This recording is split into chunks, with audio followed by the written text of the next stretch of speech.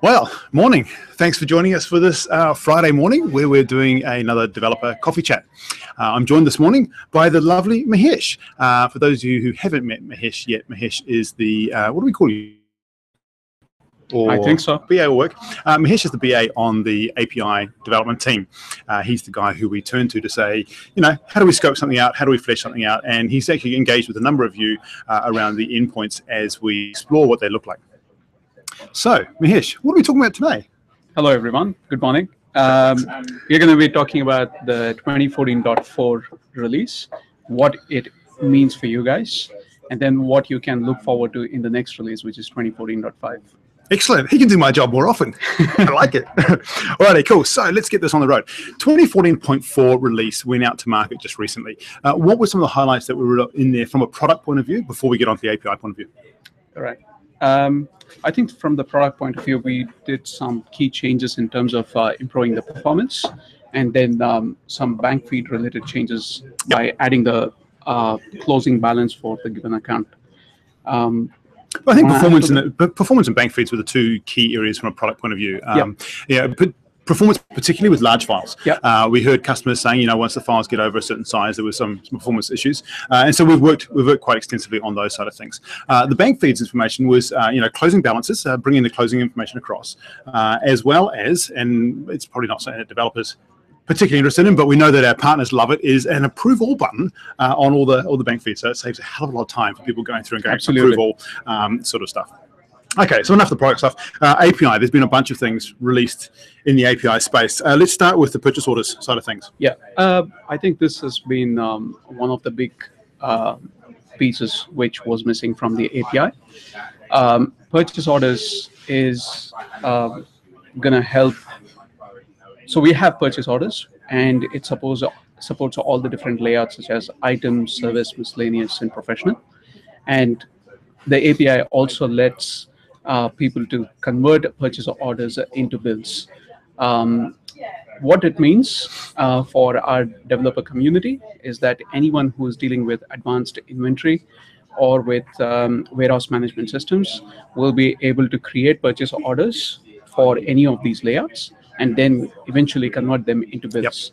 And just to close that piece or the workflow of a purchase order and a purchase bill, you'll be able to take supplier payments on purchase orders, and also apply debit settlements on those. Oh, fantastic. Excellent. So that gives a really good holistic picture of what you can do in terms of purchase orders with bills. Excellent. So that was a nice thing that was there. Now, something we mentioned when I was on the road last time we did this, which was live at Partner Connect, was the new changes around partnerships and trusts. Can you talk to why have we made changes in that partners and trust area, and what does it mean for the API? Right. So before we talk about what changes have happened in the API because of partnerships and trusts, so there's a change in the product which has happened, and that is, so currently if you look at a particular company file, you cannot set up partners and their share of profit or loss, which was missing till 2014.3. But going forward, that is 2014.4 onwards, you will be able to define how many partners are there in that particular business and their profit loss distribution. So that has an effect on the set of equity accounts, which is current earnings and retained earnings. So their current earnings and retained earnings will be split as per the profit loss distribution. Right. Okay. So you set it up an account, right, to say, where there's 4 or 5 people involved in a partnership, the profit is split across these things. Yes. And that means that there are different layouts or different structures for the equity accounts in the API side of things as well. Yeah, right. Absolutely. So if a particular company file has been set up to have 2 partners, let's say Kiran and me, and Kiran has the lion's share of the business with 80%, and I get a meager 20%. What happens? What happens in terms of the chart of accounts is your current earnings is split as current earnings for Kiran and current earnings for Mahesh, and then it will be split as per the profit loss distribution. The same is available through the API. So now if you retrieve the chart of accounts through the general ledger / account endpoint, you'll be able to see the current earnings for Kiran and current earnings for Mahesh. Nice. Nice. Okay, so we're making it nice and easy there for people who are using it from Partnership Trust point of view. And then if you are building into that space or you have need for your add-on to support Partners of Trust, that technology or that information is available through the API as well. So what it means for, especially for some of the dev partners who are looking at reporting, budgeting, and forecasting side of apps, they would be really keen to have a look at this and see, how they want to report. Yeah, exactly. So there we go. Now, another big area that we turned on is something to do with time billing. Yep. What does that mean? As you would know, when we did sales orders, sales invoices, we supported only 4 of the layouts: item, service, miscellaneous, and professional. As there wasn't much demand for time billing back then, we had left it out. So we have come back and finished that piece of work in terms of both sales orders and sales invoices, and the ability to convert orders to invoices for a time billing layout. Also, you will be able to retrieve time billing invoices in PDF format. So okay, in PDF as well. Nice. Yeah. Yep. So that completes the sales orders and sales invoices. So time billing was a missing piece. So effectively, what we can say now is invoices. Yep. Done. Excellent. Sales orders done. Done. Purchase orders done. Excellent. Purchase bills done. All right. So he does actually do some work around here. Nice to know. Okay. All right. What about next release? So one of the things I know we've had a number of people ask us about is why in MYOB world do we log in using OAuth and then ask someone to log into a company file? Yep. Now we know that's a bit of pain in the proverbial, and we're looking at that. What's the thing that we're exploring at the moment as a potential solution for this? Right. So this is what you would call as single sign-on. From a user perspective, if he's logging into the product and if he's logging into the online file, he just does one login, that is his my.login. So I think what we actually want to say is it's not actually single sign-on, because that means something completely different in API world. It's federated sign-on. Yep. Right. So we federate the sign-on from their my.credential through into the accounting database file. Right. Meaning that once you've actually authenticated via OAuth, the idea being is that user, we already know whether they have permission to read those company files or not. So we don't need that second login to the company file. Absolutely. Internally, yes, we call it single sign-on because we're removing one of the sign-on stages. But yes. Single sign-on in our world, as we all know, means something completely different, allowing you to multi-sign into multiple accounts, which you kind of can do through our API now as well. Sure. So one of the things we're doing here is we're exploring what this means. We haven't necessarily come down to a nailed-in solution for it. We are hoping that we can get a solution into play in 2014.5. Yes. But we'll put that as a caveat. As with all these things, we're exploring it. So it may or may not make that one. We are hoping that it will. But that will remove that second login, which will be a huge time saver for a lot of people, which will be fantastic. And it's a huge improvement in terms of customer experience. Yes, oh, definitely. Yep. Absolutely is. And we already know there's a few apps out there that are kind of doing this by minimizing that second login. But we do sort of need it. Now the other thing, we got on the road, people were asking me again and again and again about budgets. Yep. What's happening in the budget space for the API? So in AccountRite, there are 2 sorts of budgets. One is account budgets and the other is job budgets. We are working on making those available through the API. So going forward, as part of hopefully 2014.5, you will be able to retrieve the account and job budgets as well as update them back into AccountRite. Excellent. Again, what it means, people who are into budgeting and forecasting space, they would need to keep an eye out for this particular feature, and they would benefit from this. Yeah, nice. Okay, so budgets are coming to the API 2014.5. Absolutely. Yeah, excellent. We've also got employee standard payroll. Also, I can't even read my own notes. What are we doing around the payroll in the API? Right. So this is an extension to the set of payroll features which are already out there. As you would in AccountRite, an employee can be assigned a number of payroll categories.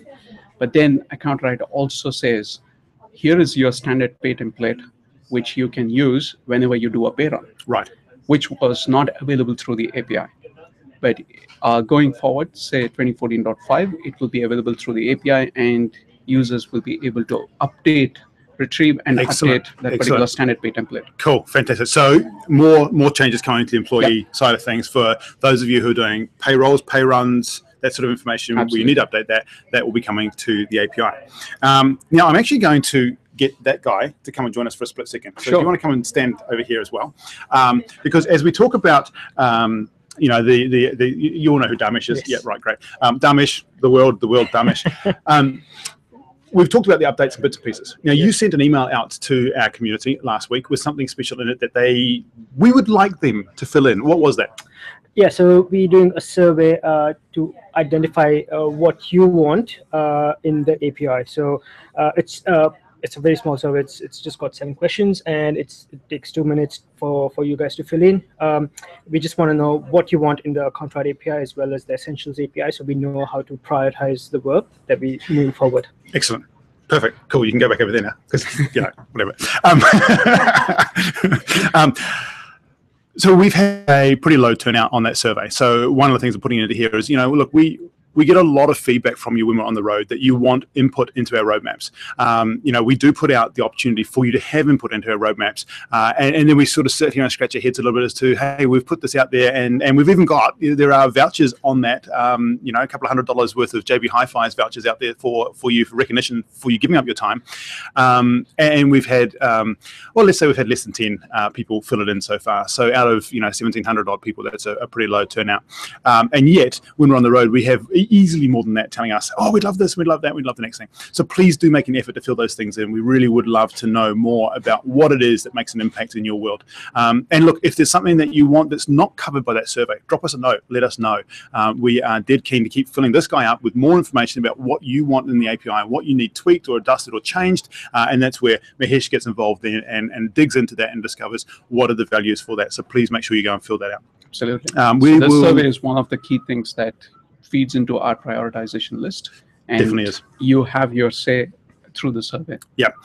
If it's not on the page below this video link, and I'm looking for Dharmesh, he says it is, so it is below here. It was in the email. I will tweet it out after this as well. We will try and get a lot more people feeding that side of the pipeline coming through.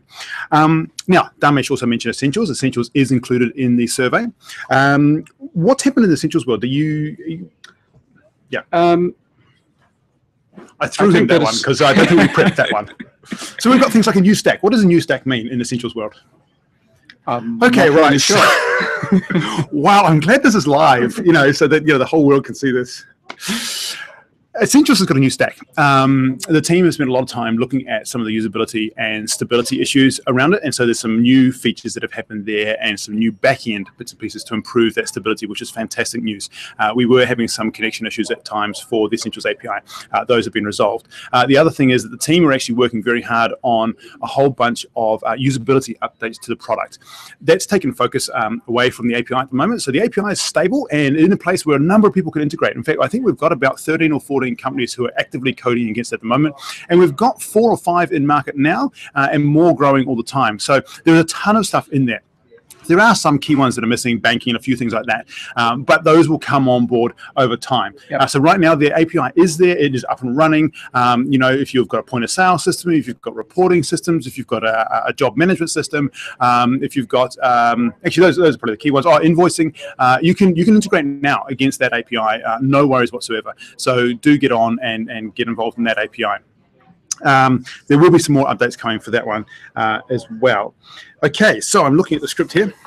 I think we've done quite a lot of the script. The other thing I want to talk about, which is probably less about technology side of things, but more about you getting involved. One of the things we've started doing lately is having some key add-on partners providing content to us for our MYOB Pulse blog.